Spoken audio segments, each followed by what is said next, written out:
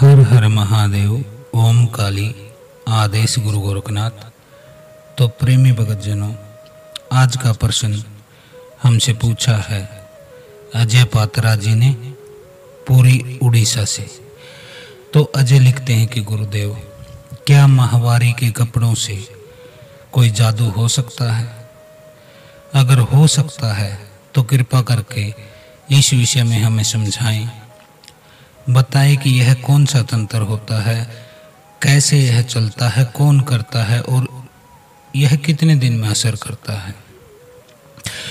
तो बेटा अजय, सबसे पहले मैं आपको बता देता हूँ, माहवारी के कपड़ों से, जिसे मेंसेज भी बोला जाता है, जिसे पीरियड्स भी बोला जाता है, मंथली पीरियड्स बोला जाता है, मासिक धर्म बोला जाता है, कपड़े आना बोला जाता है, हाथ खराब होना भी बोला जाता है, लत्ते आना भी बोला जाता है।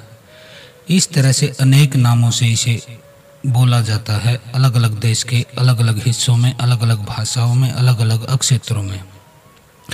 लेकिन मुख्यतः यह स्त्री के जीवन से जुड़ा हुआ होता है। प्रत्येक स्त्री को महीने में माहवारी आती है, जो उसे प्रकृति ने ही बख्शी है।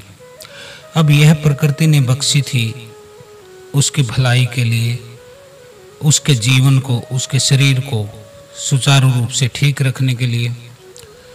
लेकिन कुछ शैतान दिमाग के लोग, जिनके अंदर शैतानी भरी रहती है, दूसरों के प्रति घृणा भरी रहती है, नफरत का भाव होता है, जो दुष्ट प्रवृत्ति के व्यक्ति होते हैं, उन्होंने इसको भी गलत कार्यों में यूज करना शुरू कर दिया। इसको यूज करने के पश्चात जो क्रिया होती है उसको बोला जाता है मैली क्रिया, गंदी शक्तियों का तंत्र। यह बहुत ही खतरनाक होता है, जानलेवा होता है, कई बार तो पागलपन तक आदमी को पहुंचा देता है। कहने का मतलब यह है मोटा मोटा कि व्यक्ति को बर्बाद करने की अक्षमता यह तंत्र रखता है। तो यह परिचय मैंने आपको बताया है बेटा। अब हम आपको बताते हैं कि इससे कौन सा तंत्र होता है।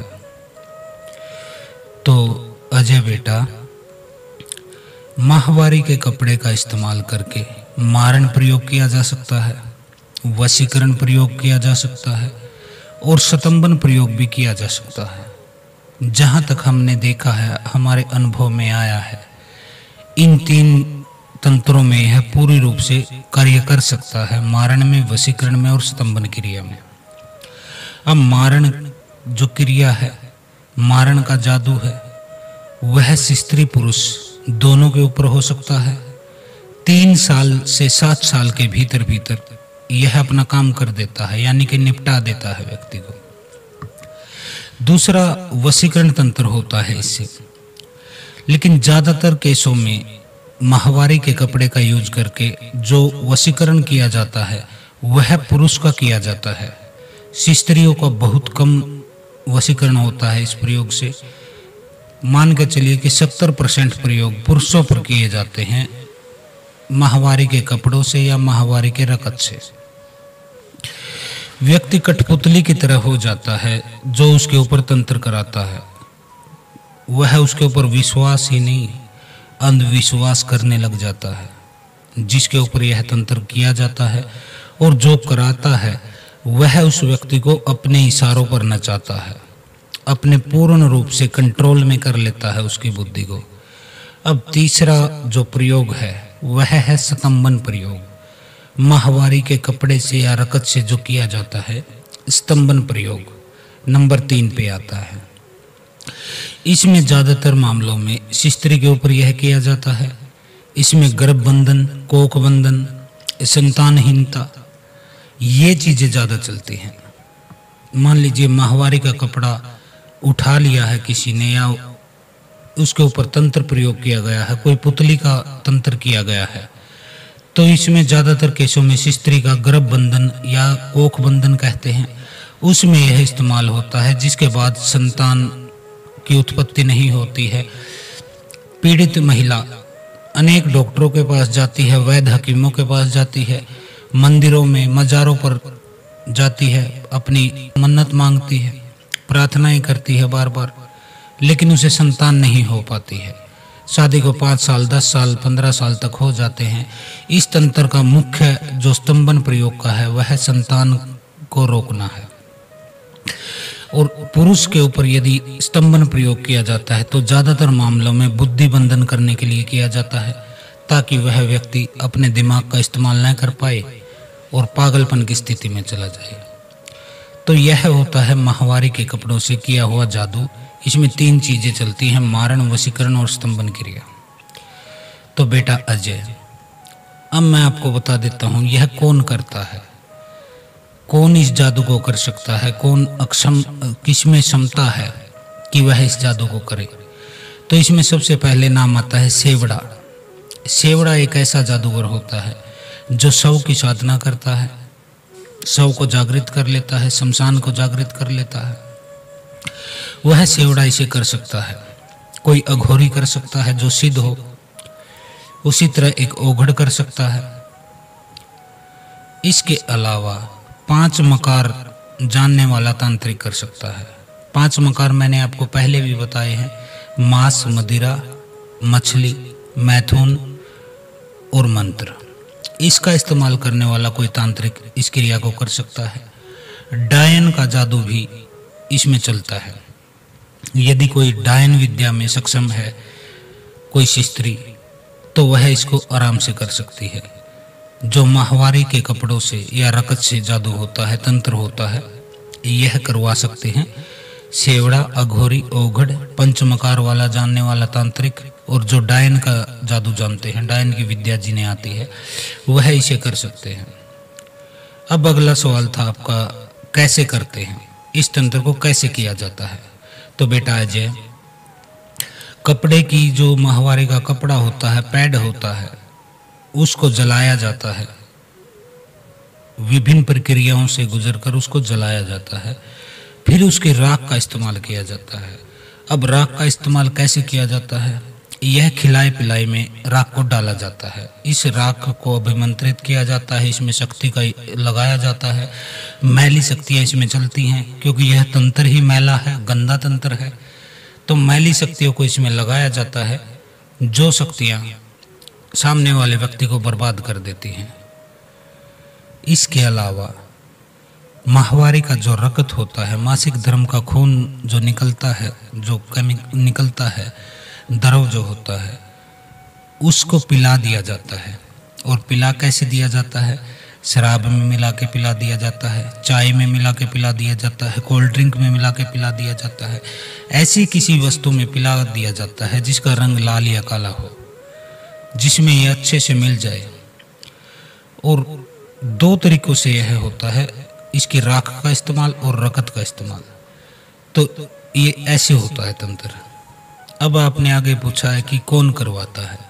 तो बेटा अजय, इसको करवाने के लिए जैसे मारण क्रिया है, वह धन संपत्ति का मामला हो सकता है, जमीन जायदाद का, किसी प्लॉट का, किसी मकान का, जिसको कोई पाना चाहता है वह करवा सकता है। किसी स्त्री का मामला हो कि उस स्त्री को कोई पाना चाहता है, उसके साथ संबंध बनाना चाहता है, वह करवा सकता है। किसी को बदला लेने की तीव्र इच्छा है कि मुझे तो बस बदला लेना ही है, वह इसको करवा सकता है। और फिर किसी को जलन होती है, वह करवा सकता है। मारण क्रिया में यही लोग करवा सकते हैं। या तो किसी को धन संपत्ति, प्रॉपर्टी, जमीन का कोई मामला हो, कोई बदला लेना चाहता हो, कोई आपसे अवैध संबंध स्थापित करना चाहता हो, संभोग करना चाहता हो और सफल नहीं हो पा रहा है, फिर बदला लेना चाहता हो, या किसी को जलन हो आपसे, तीव्र जलन हो, जो जलता हो आपसे, वह करवाता है मारण प्रयोग। और वशीकरण प्रयोग कौन करवाता है? इसमें वशीकरण प्रयोग ज़्यादातर पत्नियां करवाती हैं। जो पत्नियां कुछ दिल में जिनके भय होता है कि कहीं पति हाथ से निकल ना जाए, कहीं घर ये अच्छी जगह शादी हो गई है हाथ से निकल ना जाए, पति किसी अन्य स्त्री के चक्कर में ना पड़ जाए, ऐसी मूर्ख पत्नियां होती हैं, वह इस तंत्र को करवा देती है। इसके अलावा कोई प्रेमिका करवा देती है, जो चाहती है कि आप उसकी मुट्ठी में हो जाए, आपके धन को वह चूसती रहे और आपका इस्तेमाल करती रहे, वह इसको करवा सकती है ताकि आप उसके चक्कर में पड़े रहो। इसके अलावा कोई भाभी करवा सकती है, क्योंकि भाभी चाहती हैं कि देवर मेरे काबू में रहे, इसकी शादी न हो और इसका जो हिस्सा है वह भी मेरे बच्चों के नाम चढ़ जाए, तो वह करा सकती है। कोई चाची है, ताई है, जो चाहती है कि आपकी संपत्ति को, प्रॉपर्टी को हड़प जाए, वह इस जादू को करवा सकती है। तो वशीकरण प्रयोग में ये आता है। अब आप बोलेंगे कि स्तंभन प्रयोग जो है वह कौन करवाता है? माहवारी के कपड़ों से, रकत से किया गया स्तंभन प्रयोग। तो स्तंभन प्रयोग जैसा कि मैंने बताया, ज़्यादातर गर्भ बंधन के लिए, कोख बंधन के लिए, संतान न हो आपको, इस उद्देश्य से, इस लक्ष्य से, इस टारगेट से किया जाता है। और इसको कौन करवाता है? ज़्यादातर मामलों में देवरानी जेठानी इसको करवाती हैं, ताकि आपको संतान न हो और आपको तलाक दे दिया जाए, उस घर से निकाल दिया जाए। ज़्यादातर देवरानी जेठानी ही इस तंत्र में पाई गई हैं, जो आपके ऊपर ऐसा तंत्र करा सकती हैं। अब आपने कहा है कि कितने दिन में असर करता है, तो बेटा यदि खिलाया पिलाया मामला है, किसी चीज़ के माध्यम से आपको खिला दिया गया है, पिला दिया गया है, माहवारी का रकत और माहवारी के कपड़े की राख, तो यह 3 घंटे से 7 दिन के भीतर अपना असर शुरू कर देता है। 3 घंटे से 7 दिन के अंदर खिलाए पिलाए के माध्यम से यह आपका ऊपर पूर्ण अधिकार कर लेता है। यदि किया कराया गया है, मान लीजिए कोई पुतली के माध्यम से कराया गया है, आपकी कोई चीज़ जोड़ी गई है उसमें, फिर यह 21 दिन से 90 दिन के भीतर पुतली के द्वारा प्रयोग में आपके ऊपर पूर्ण रूप से हावी हो जाता है। आपको जकड़ लेता है अपने तंत्र जाल में, उस मक्कड़ जाल में जकड़ लेता है, कि जिसके बाद आपका पूर्ण जीवन बर्बाद हो जाता है। आपकी जो गृहस्थी थी वह ताश के पत्तों की तरह बिखर जाती है। अब आप पूछेंगे कि इसका बचाव कैसे करें, हम कैसे बचें? तो देखिए, बचने के लिए सावधानी आप बरत सकते हैं। स्त्रियों के लिए बोल रहा हूँ मैं, बेटा यदि आप स्त्री हैं तो आप सावधानी बरतें कि आपका माहवारी का कपड़ा है, मेंसेज मासिक धर्म का कपड़ा है, या कोई पैड आप लगाती हैं, विस्पर लगाती हैं, जो कुछ भी आप लगाती हैं, उसको ध्यान से आपको रखना है। ध्यान से कैसे रखना है? इधर उधर नहीं फेंक देना है, ताकि यह दुश्मनों के हत्थे चढ़ जाए। उसको या तो आप खुद ही जला दीजिए या कहीं गाड़ दीजिए ज़मीन में, उसको आप नष्ट कर दीजिए, किसी के हाथ न लगने दीजिए, चाहे वह कपड़ा हो, चाहे वह पैड हो। तो स्त्री तो अपना बचाव कर सकती हैं, इसके द्वारा किया कराया हो सकता है, लेकिन पुरुष अपना बचाव नहीं कर सकते हैं, क्योंकि पुरुष का कपड़ा नहीं होता है, न ही पुरुष का रकत होता है माहवारी में, न ही उसका कोई लिंक होता है। उसको तो खिलाया पिलाया जाता है, और खिलाए पिलाए को आपको पता नहीं कौन दुश्मन है, कब खिलाएगा, तो आप कैसे बचेंगे? आप तो बच नहीं सकते हैं। हाँ, स्त्रियाँ बच सकती हैं यदि वह अपने माहवारी के कपड़े को या पैड को अपने काबू से नष्ट कर दे, किसी के हाथ लगने न दे। अब अगला प्रश्न है कि यह कितने समय में अपना काम कर देता है यह तंत्र? माहवारी के कपड़े से जो जादू किया जाता है, तंत्र किया जाता है, वह कितने दिन में असर कर देता है? मतलब अपना टारगेट, अपना लक्ष्य जो है वह पा लेता है, अचीव कर लेता है। तो बेटा 3 से 9 साल इसकी मान्यता होती है। 3 से 9 साल के भीतर भीतर यदि मारण प्रयोग किया गया है तो यह अपना काम कर देता है। 3-4 साल तक तो आप समझ ही नहीं पाते हैं कि ये हो क्या गया है। आप खाली डॉक्टरों के चक्कर काटते हैं, मेडिकल रिपोर्ट बनवाते हैं, रिपोर्ट में कुछ आता नहीं है, दवाई खाना शुरू कर देते हैं, कभी इस डॉक्टर के पास, कभी उस डॉक्टर के पास, आप ऐसे चक्कर काटते फिरते रहते हैं 3 से 4 साल। 3-4 साल बाद आपको थोड़ा थोड़ा एहसास होता है, या कोई बता देता है, या आपको लक्षण समझ में आ जाते हैं कि यह कोई किया कराया तंत्र है।